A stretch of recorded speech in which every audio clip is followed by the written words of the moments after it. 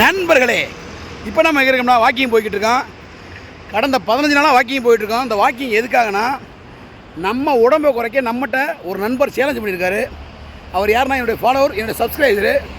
1 kilo குறைச்சா 1000 ரூபா தரேன் இருக்காங்க. உண்மையிலேயே ரொம்ப மகிழ்ச்சியாக இருக்குது. நம்ம உடம்பு குறைக்க நமக்கே சேலஞ்ச் பண்ண அந்த மனசு தான் காரணம். கண்டிப்பாக இன்றைக்கி நம்ம எடையை பார்த்துருவோம். கடந்த 15 நாளாக ஒர்க் அவுட் பண்ணியிருக்கேன். இன்றைக்கி நம்ம எடையை பார்த்துருவோம் நண்பர்களே. எல்லோரும் வெயிட் பண்ணுங்கள், ஓகேங்களா? நீங்களும் உடம்பு குறைங்க. அதாவது நைட்டுகளில் கண்டதுக்கிட்டே தும்பைங்க. காலையில் வாக்கிங் போய் உடம்பை குறைக்கணும்ல. கண்டிப்பாக உங்கள் உடம்பை நீங்கள் தான் பார்க்கணும். ஒரு நாளைக்கு 40 நிமிஷம் வாக்கிங் போங்க. உங்கள் ஆரோக்கியத்தை நீங்களே பார்த்துக்குங்க, ஓகேங்களா?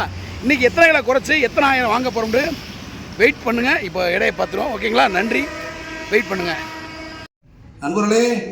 இப்போ ஜீரோவில் இருக்குது, கொஞ்சம் தள்ளி போங்க மேடம். கிட்டத்தட்ட 15 நாள் ஆச்சு ஒர்க் அவுட் பண்ணி.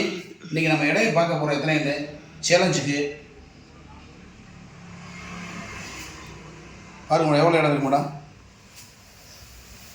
92 நிற்கட்டும். கரெக்டாக நின்று இறங்கியிருக்காங்க. இப்போ எத்தனை மீட்டரு? 92.4. அப்படி பரவாயில்லையே மேடம்.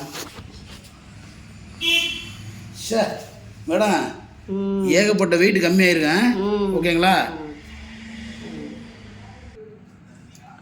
நண்பர்களே, இன்றைக்கி மகளிர் தினம்.